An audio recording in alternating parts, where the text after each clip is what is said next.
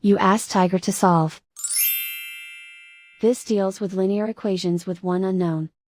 The final result is n equals -11. Let's solve it step by step.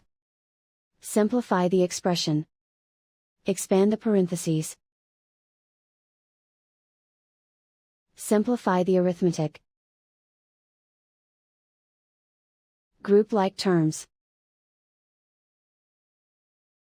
Simplify the arithmetic.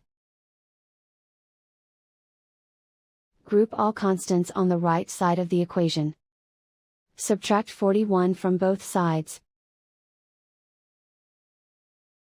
Simplify the arithmetic.